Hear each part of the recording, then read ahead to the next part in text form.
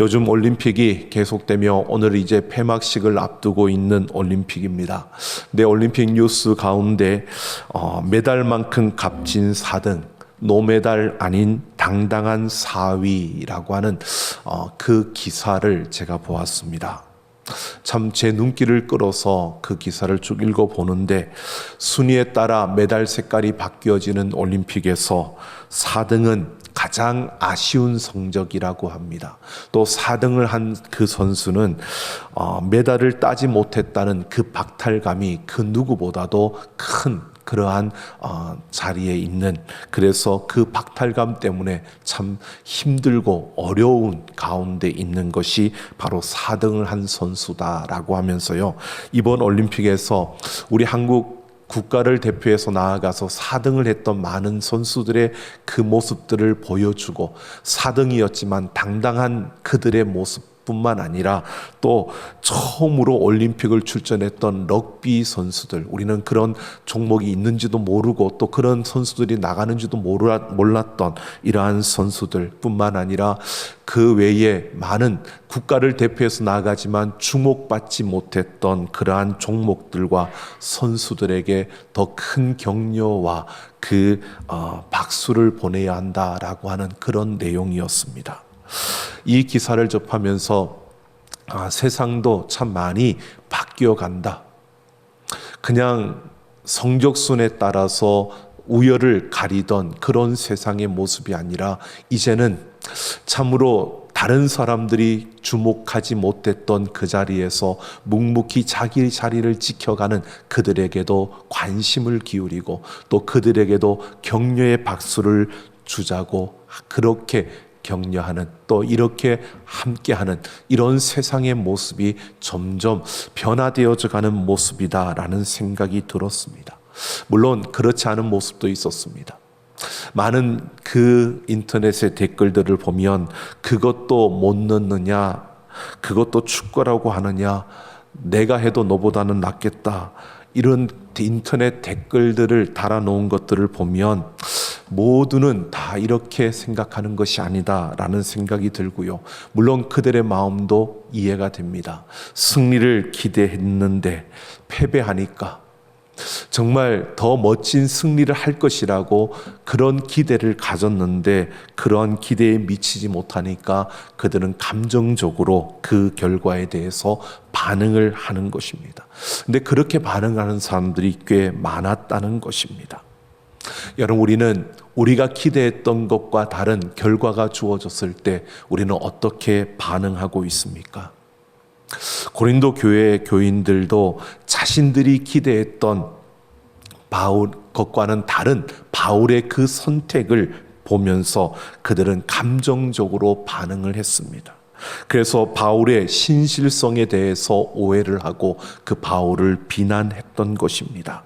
그래서 바울이 이 고린도후서를 쓰면서 먼저 그 오해를 풀기 위해서 자신이 어떤 기준을 가지고 이런 선택을 했는지를 그들에게 소개하면서 자신의 그 선택에 대한, 자신의 그 걸음에 대한 적극적인 해명을 하고 있는 모습을 보여주고 있습니다.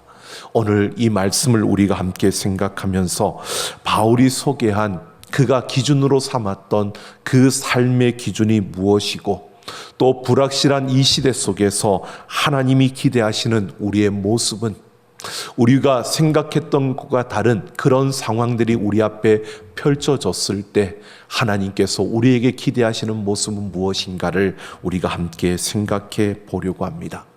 오늘 12절을 보면 바울이 고린도 교회에서 하나님의 거룩함과 진실함으로 행하였다라고 말합니다.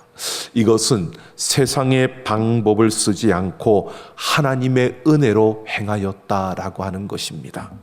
당시에 고린도와 그 아테네에서는 철학이나 변증학을 가르치는 많은 선생님들이 있었습니다. 우리가 말하는 일명 많은 철학자들이었습니다. 그들은 자신들의 영리를 목적으로 해서 사람들을 모아서 가르쳤습니다. 그리고 그들이 가르치는 것은 수단과 방법을 가리지 않고 이기는 그러한 방법을 그들에게 가르쳤던 것입니다. 그래서 수사학과 변증학이라는 것이 굉장히 발전되는 그러한 시기였습니다. 하지만 바울은 그들과 달랐습니다. 그 고린도에서 바울은 손수 그 천막을 지어서 자신의 생활비를 벌어가면서 그 고린도 교인들에게 다른 것이 아닌 오직 예수 그리스도의 십자가와 복음을 그들에게 전했던 것입니다. 그럼에도 고린도 교회에는 더 많은 사람들이 몰려왔고 부흥이 일어났던 것입니다. 이는 그 당시 사람들의 그 관점에서 보면 바울의 이런 삶, 이런 걸음은 참으로 놀라운 일일 수밖에 없었던 것입니다. 그래서 바울이 이렇게 고백하고 있는 겁니다. 지금까지 하나님의 은혜를 삶의 기준으로 삼고 달려왔다는 것입니다. 그래서 그 하나님 앞에서 거룩함과 진실함으로 행하였던 것이 바울이었고, 이것이 바로 자신의 양심이 자랑하는 것이다 라고 이렇게 고백하고 있는 것입니다. 그러면서 13절을 보면 바울은 오직 너희가 읽고 아는 것 외에 우리가 다른 것을 쓰지 아니하노니 라고 이렇게 말하고 있습니다. 이것은요, 고린도 교회가 가지고 있는 하나님의 말씀과 그 복음, 이것이 완전한 것이라고 말하고 있는 겁니다. 그것 이외에 다른 것을, 그 이상의 복음을 쓸 필요가 없다라고 하는 것은, 이것은 완전하기 때문에, 이것은 부족하지 않기 때문에 이것만으로도 충분한 것이다 라고 말하고 있는 겁니다. 이것은 고린도 교회 교인들은 이 복음이 부족하다고 생각했던 것입니다. 그래서 그들은 이 복음의 부족함을 채우기 위해서 세상의 그 많은 철학자들이 가르치는 그 철학을 더 배워야 된다라고 생각했고, 그들은 더 배우려고 했던 것입니다. 그런데 바울은 이 복음이 부족한 것이 아니라 바로 너희들이 그것을, 이 복음을 완전히 알지 못하고 이 복음을 부분적으로만 알고 있기 때문에 너희가 부족하다고 느껴지는 거고, 그 부족함은 복음의 부족함이 아니라 결국 우리가 복음을 제대로 알지 못하는 그러한 것에서 오는 부족함임을 말하고 있는 겁니다. 그러면서 그리스도의 날에는 지금 이 모습이 자랑이 되고 이 완전한 복음을 전해준 바울을 자랑하게 될 것이라고 말합니다.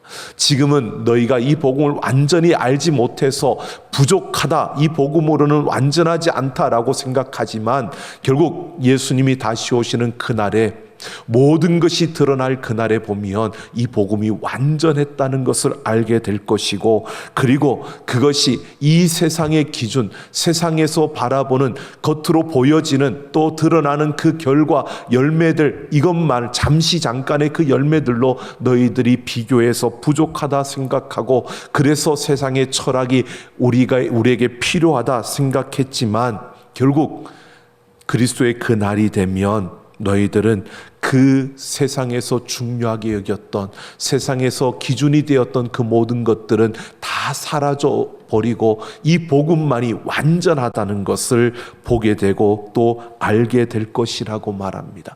그래서 하나님 말씀 앞에서 진실함으로 바로 서 있는 것, 이것이 하나님 앞에서 칭찬이 되고 상급이 되는 일이라고 말하고 있습니다. 즉, 복음이 완전하기 때문에 이 복음을 내가 제대로 알지 못해서 부분적으로 알아서 내가 부족함을 느낄 수 있지만, 그러나 이 복음이 완전하기 때문에 그 복음, 그 말씀 앞에서 내가 진실하게 그리고 거룩하게 서 있는 그것이 결국 하나님 앞에서 칭찬이 되고 상급이 된다고 말하고 있는 겁니다. 그러면서 바울은 고린도 방문 계획을 2번이나 바꾸었던 그 사실에 대해서 그가 15절부터 이야기하고 있습니다. 바울은 다시 계획을 바꾼 것에 대한 비난을 염두에 두고요, 내가 이 확신을 가지고 너희로 2번 은혜를 얻기 위하여 너희에게 먼저 이르렀다라고 이렇게 말합니다. 바울은 자신이 고린도를 다시 방문하여 함께 하나님의 말씀을 나누는 것이 고린도의 부흥이 될 것을 확신했습니다. 하지만 고린도 교회의 문제로 인해서 그는 변경할 수밖에 없었습니다. 그래서 16절을 보면 바울은 마게도냐로 갔다가 다시 마게도냐에서 너희에게 가려고 했던 그 계획을 했다는 것입니다. 그런데 바울이 에베소에서 마게도냐로 가기 전에 비공식적으로 잠시 고린도를 방문했다가 다시 에베소로 돌아왔던 것입니다. 그런데 이것 때문에 바울이 계획을 변경하고 또 변경한 이것 때문에 고린도 교회 지도자들은 바울에 대해서 좋지 않게 생각하고 있었던 것입니다. 바울을 불신하고 비난했던 것입니다. 그래서 17절을 보면 바울은 이렇게 계획할 때에 어찌 경솔하였으리요 라고 말합니다. 또 육체를 따라 계획하지 않았다라고 그가 밝히고 있습니다. 이것은 바울이 대수롭지 않게 되는 대로 그렇게 결정했던 것이 아니라는 것입니다. 바울은 계획을 세울 때도 그랬고 중간에 그 계획을 변경할 때에도 하나님의 뜻을 생각하며 교회의 가장 유익이 되는 그러한 방법으로 신중하고 진실하게 결정했다는 것입니다. 그러면서 18절을 보면 바울은 하나님은 미쁘시다라고 말합니다. 여기에서 미쁘다라고 하는 것은 하나님은 언제나 신실하셔서 우리가 믿을 만하며 변덕을 부리지 아니하시는 분이시다라고 이렇게 표현하고 있는 겁니다. 그러면서 우리가 너희에게 한 말은 예하고 아니라 함이 없노라라고 말합니다. 이것을 전체적으로 바라보면요, 이러한 것입니다.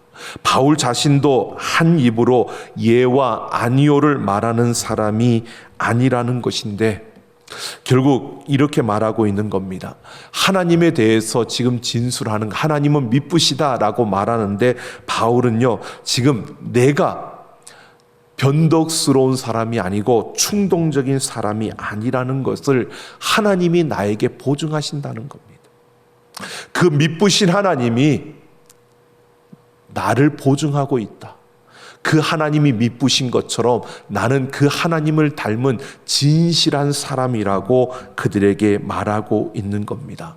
그러면서 19절을 보면 이와 같은 놀라운 복음이 고린도에 전해진 것은 바울과 실로아노와 그리고 디모데의 동력으로 이루어졌다는 것을 말하고 있습니다. 이것은 이런 사실입니다. 이 복음을 통해서 고린도 교회 교인들은요, 하나님의 아들 예수님은 하나님의 예가 되고 그 아들 안에 하나님의 약속들은 항상 예만 되지 아니오가 되지 않는다는 것을 경험했다는 것입니다. 즉 바울과 그 일행들이 전하여 준 복음을 통해서 고린도 교회 성도들은 하나님의 그 복음의 능력을 경험한 것입니다. 그 복음 안에 있는 하나님의 약속을 확신할 수 있었고 그리고 그것을 믿고 그 약속에 자신들의 모든 것을 걸 수 있었다는 것입니다. 고린도 교회 성도들이 복음을 받아들였고 복음 안에 있는 하나님의 약속에 자신들의 모든 것을 걸었다라고 하는 것은요, 그만큼 복음에 그들은 큰 신빙성을 신뢰함을 가지고 있었다는 겁니다. 근데 그 복음을 전해준 이가 누구냐면 바로 바울과 그 일행이었다는 것입니다. 바로 복음의 신빙성만큼이나 바울 자신의 말의 신빙성도 클 수밖에 없다는 겁니다. 그 복음이 그렇게 확실한 것처럼 이 복음을 전하여 준 내 말이 그만큼 확실한 말이다라고 바울은 이렇게 말하고 있는 겁니다. 바울을 통해서 생명을 걸 만큼 그런 크고 무거운 그 복음을 믿고 받아들인 사람들이 그보다 훨씬 작고 가벼운 차원의 일인 바울의 계획 변경을 두고 그의 진정성을 의심할 필요가 있느냐라고 이렇게 반문하고 있는 겁니다.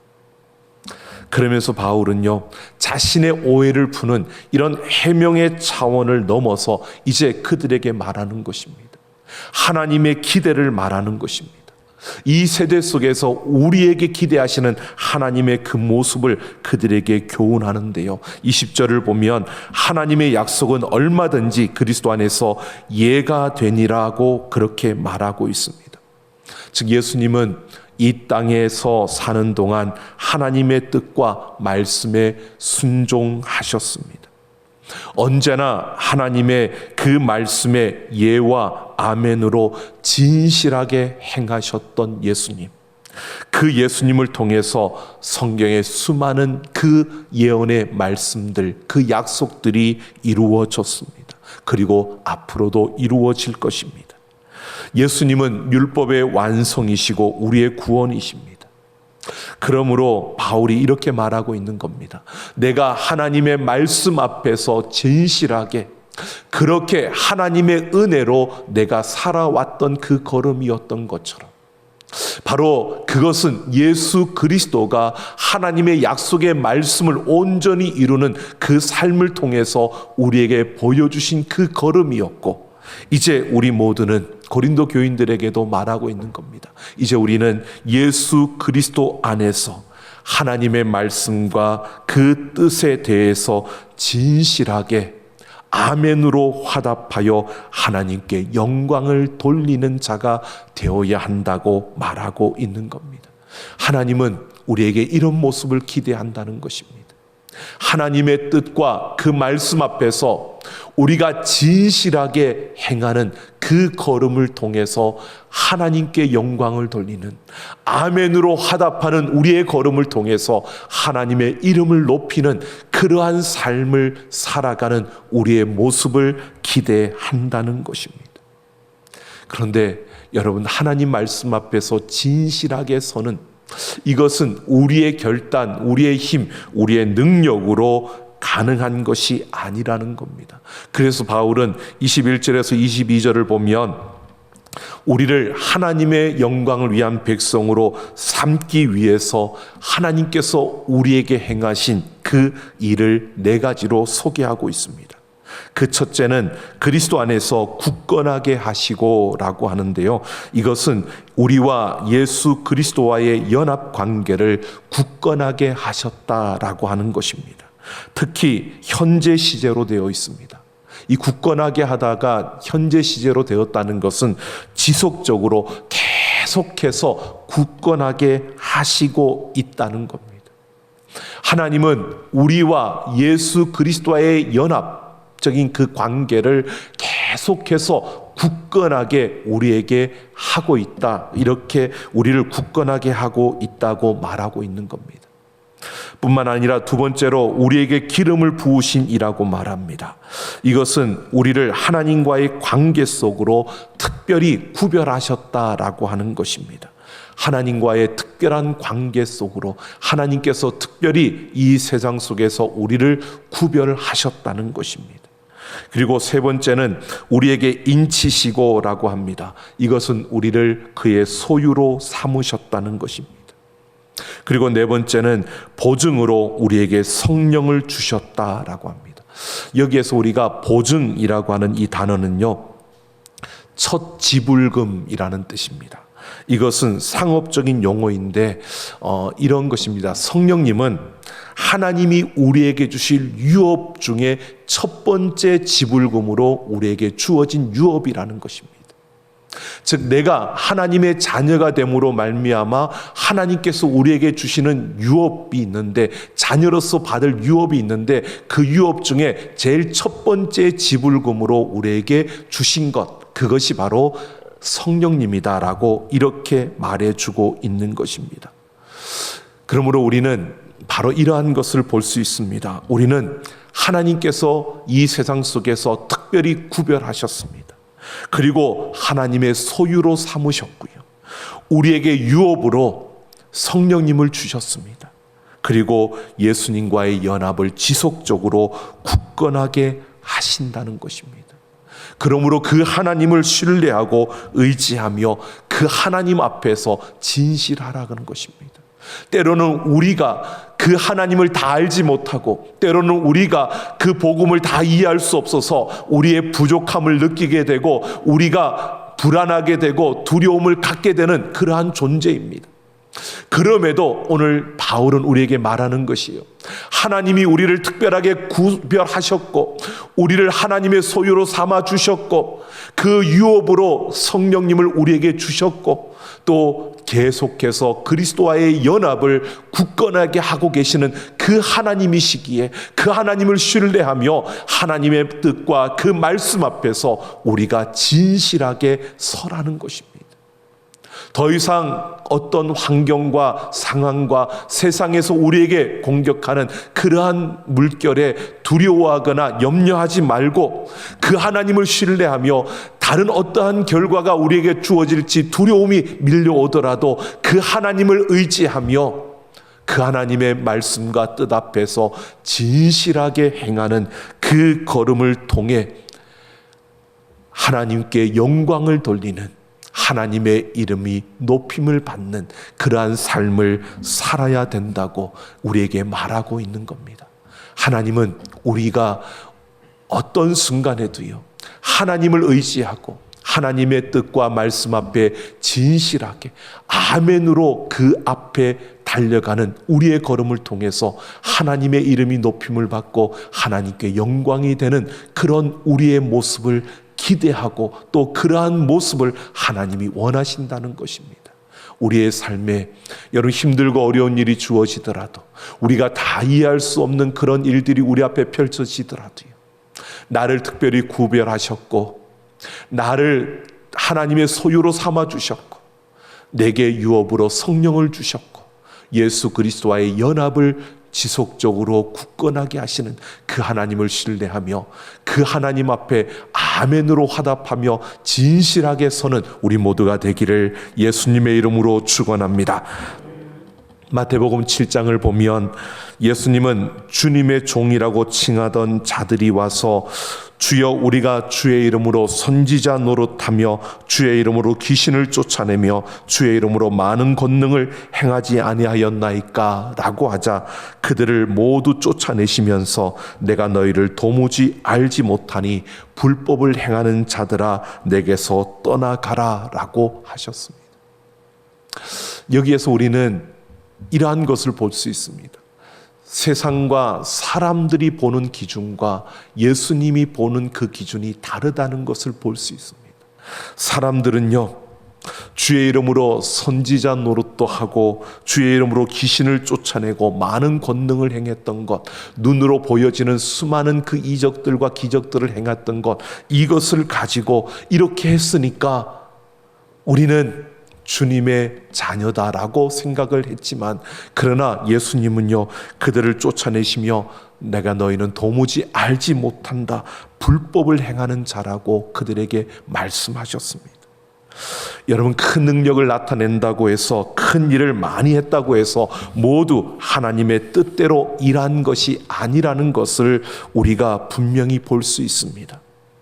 우리는 그런 놀라운 일들, 큰 일들을 하면 그게 결국 하나님의 뜻대로 일한 것이라고 우리는 생각할 수 있는 그러한 존재이지만, 그러나 우리가 큰 일을 했다고, 놀라운 일을 했다고 그것이 모두가 하나님의 뜻대로 일한 것이라고 말할 수 없다는 것입니다. 이 말은요, 우리가 주님의 뜻대로 하지 않고 자신의 욕망과 야망을 따라서 살아도 얼마든지 놀라운 일들을 할 수 있고 놀라운 일들이 나타날 수 있다는 겁니다.